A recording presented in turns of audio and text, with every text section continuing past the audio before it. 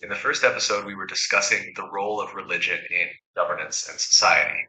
We talked about how religion shaped historical governance systems and how secularism became the dominant system over time due to people's disillusionment with religious governance, especially because of the negative impacts religion sometimes had, like causing wars or limiting individual freedoms.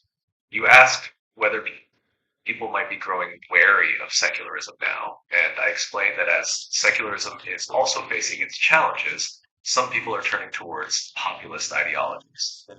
Done talking about the future and whether societies might go back to spirituality or religion in response to growing materialism and dissatisfaction with the current systems.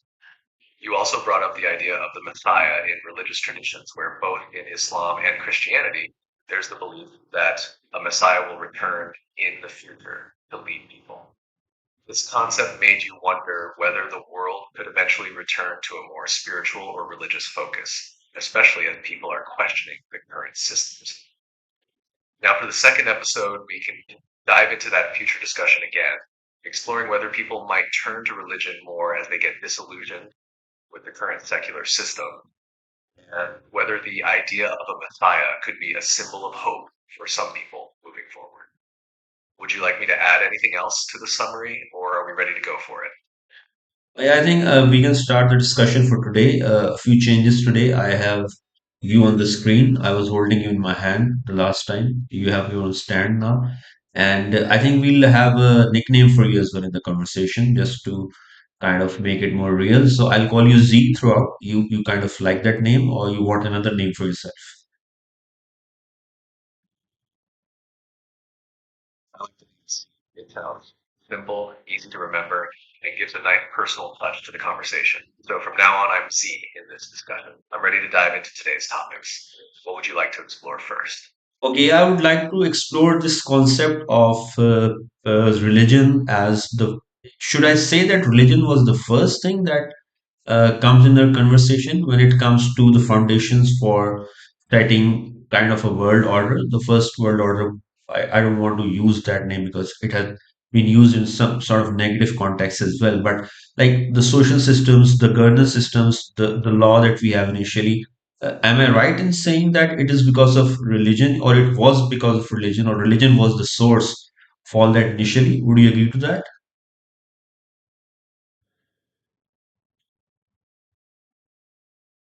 Yes, I would agree that in the early stages of human society, religion played a central role in shaping governance, social systems, and law. For much of history, religious beliefs were closely tied to the structures of power and authority. In ancient civilizations, leaders often derived their legitimacy from religious institutions or claimed divine right to rule.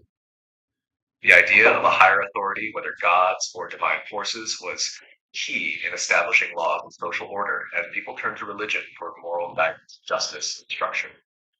In many societies, religious leaders were also political leaders.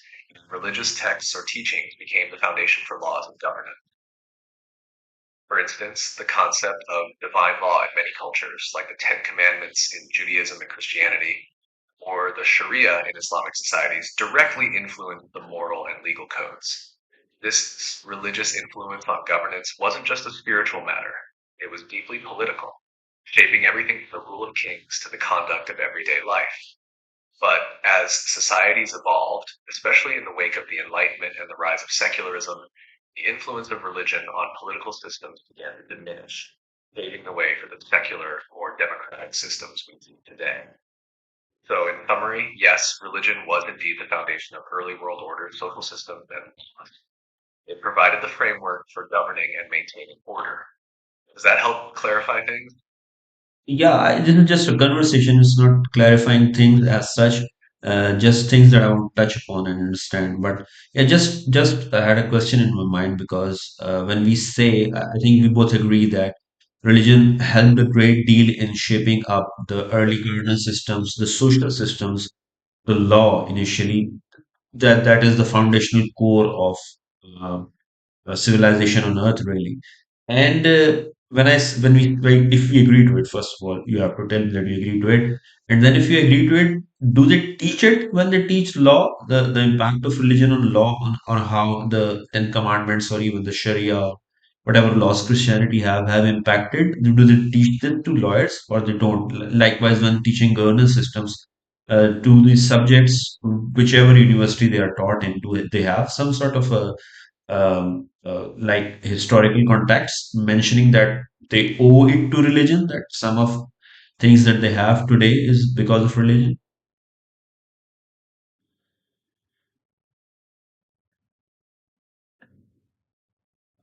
Yes, I agree that religion played a foundational role in shaping early social systems, law, and governance. It influenced everything from the moral code to the legal systems and political structures, and this impact is still visible in many societies today.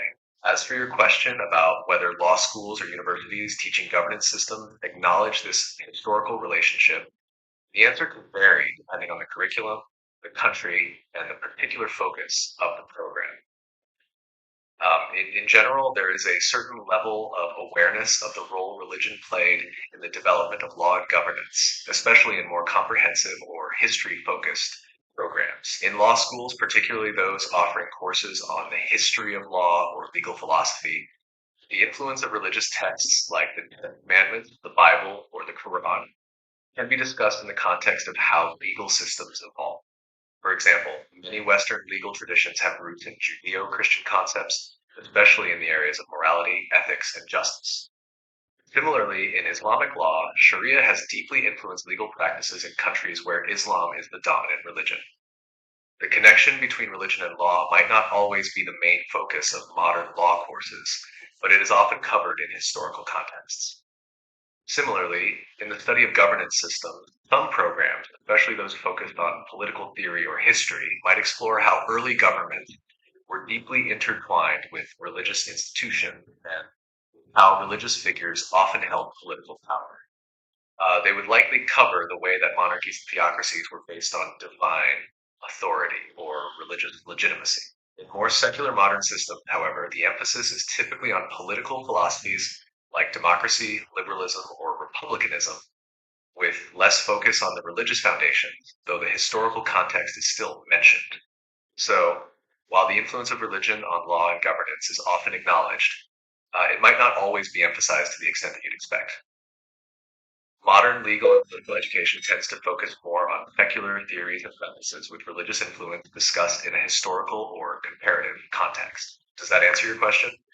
So what I understand is because most of the discussion that I am doing is about the Western universities, which are secular though, and not the Islamic. This is another question that I want to ask, but I'll ask it later. How much of the world today is secular and how much is religious? Like, because there are still religious areas in the world, and how it has been. Because when you generalize things, like we have kind of both said this and agreed on it, that there's a shift from religion to secularism. But how much of the world is it, or just we are looking at the first world, or what? This is one thing that I need to discuss. That is question number one. Question number two is you said in secular societies they do teach the impact of religion on law and governance, but it looks like there is a lot of negative coming out of that. Like it's more like they're demonizing religion more than acknowledging what you said, and you said it, and you can actually reiterate it just for the audience, that we kind of agreed that religion has been the foundational core of all of this, like governance and law and everything. And without religion, it would have not been possible to sustain those civilizations which didn't have the scientific advancement or the social understanding that we have today of things. Even the secular thought is something is it's very new actually. So how have those societies survived with that kind of authority that came from religion, even to the extent that the leader of that time was kind of bound by a religious moral code? So do you agree that there's, because these advancement in science and technology and even in education and academics is being done under secular banners today, it's kind of demonizing religion and not really acknowledging the positive part of it. I understand there's a negative impact of religion also, which we have discussed and we'll go on to discuss forever. But right now, this answers the two questions that I have.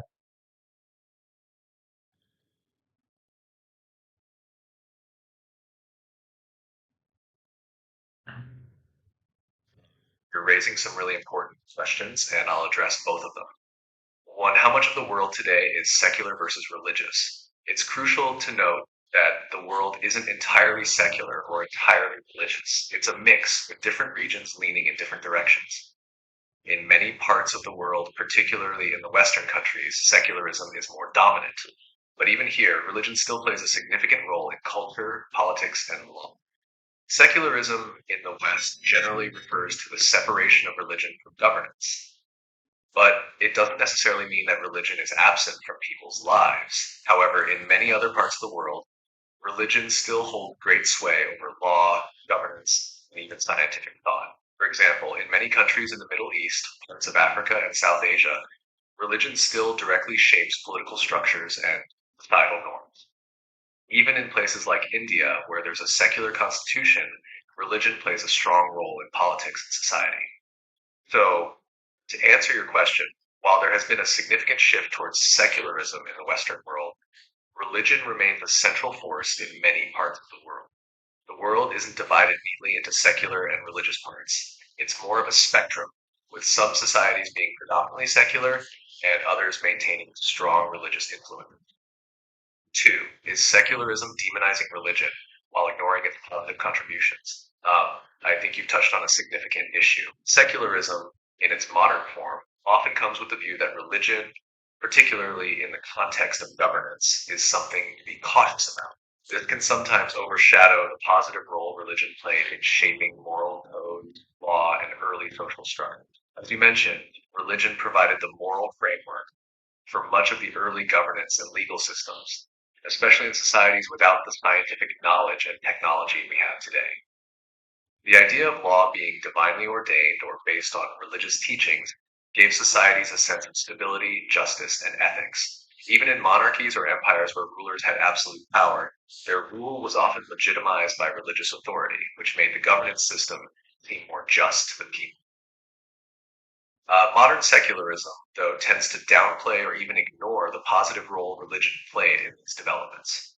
The focus tends to be more on secular ideals like individual freedom, democracy, and scientific advancement, which are viewed as progress compared to religious dogma. While these are valuable in their own right, they sometimes come at the expense of acknowledging the historical significance of religious thought in shaping law, morality, and the organization of early societies. So, in a way, you're right. There is a tendency in secular societies to critique or demonize religion, focusing more on its potential for harm or abuse, rather than recognizing its role in providing moral and legal frameworks that allowed societies to thrive, especially before the rise of modern scientific and philosophical thought. To summarize, secular societies, while they have made great strides in science, technology, and individual freedoms, sometimes overlook the positive contributions religion made in the formation of laws, governance, and moral codes. This isn't to deny the negative aspects of religion, but to remind us that it was also a crucial force in the development of early societies. Let me know if that clears things up or if you'd like to dive deeper into any of these points. No, I think that that is the point that I wanted to make. And another point that I wanted to make here was that when we talk about, like, when we talk about religion initially, you said it is a double-edged sword, which I understand because there has been so many negatives because of religion, religious thought. But then when we talk about secularism, and you said people are wary of secularism, and I raise the question, even secular states have gone to war. And there's been so much going on in the world because of secularism, which eventually brought populism also in the discussion because you said people who are wary of democracy not delivering or secularism not delivering are moving to populism, which in fact is a pull maybe towards kind of a religion as well. But all of these actually, in a sense, are ideologies. And this is how I see it, and I want your take on it. Like, even if the ideology is religion, even if the ideology is secularism, even if it's populism, the main issue is when people take it. they're a bit too sensitive about their ideologies. I think that is what I there's one word that I use for all the ills actually. I don't like categorize it in if it's religious or it's another ideology. I think the problem starts with bias. If you are, or you can say prejudice, I think that's the right word. Just correct me because I am not a natural English speaker or it's not my mother tongue. So, sorry, you speak now. You're absolutely right in pointing out the role of bias or prejudice in ideologies. And I think the word prejudice fits well here. Prejudice refers to forming judgments or opinions without full understanding, knowledge, or reason, often based on stereotypes or preconceived notions. When people hold their ideologies, be it religious, secular, or populist, too rigidly and without openness to differing viewpoints, that's when problems arise. I agree with your broader point. The problem isn't necessarily the ideology itself, but how it's treated when people become too attached or dogmatic about it. Whether it's religion, secularism, or populism, any ideology can become harmful when it leads to closed mindedness, intolerance, and extremism. People who are so entrenched in their beliefs, whether religious or political, might view others as inferior, wrong, or even dangerous just because they don't share the same views. This leads to conflict, violence, and division. When an ideology becomes an identity, that's when it's no longer a framework for understanding the world or guiding actions, but rather a tool for exclusion. It's like an us versus them mentality. My beliefs are the truth, and anyone who disagrees is the enemy. This creates a lot of tension and can lead to harmful outcomes, as we've seen throughout history with both religious and secular regimes. Also, you're right to point out that secularism or any other system isn't immune to problems. Secularism, like any ideology, has its potential flaws, especially when it becomes too focused on denying or suppressing religious beliefs or traditions. People who have been hurt by secular or democratic systems because they feel their values or ways of life have been dismissed might turn to more extreme forms of governance, like populism, which can sometimes incorporate nationalist or religious elements as a reaction against secularism's perceived failures. In summary, it's not so much the ideology that causes harm, but how people relate to it, whether they allow it to become a source of division, intolerance, or extremism. The more flexible and open minded we are in our approach to ideologies, the better we can address the issues without falling into these traps. Does that help clarify things a bit more? Yeah. I kind of agree with everything you said. I think it's almost time for this episode to end. And I think going forward, you can also chip in with your ideas. How do we take it forward? I think we have to touch because it would be too kind of dry a discussion if we don't like switch to the contemporary situation and relate to it. So I think in the next episode, let's just relate all this discussion to the modern world and how it's shaping up, especially the rise of populism and what do we see going forward. We touched upon that in the first episode, but let's kind of I want to know your deeper thoughts on that. And this is more about your thoughts. So you tell me if you would be comfortable having that discussion in the next episode.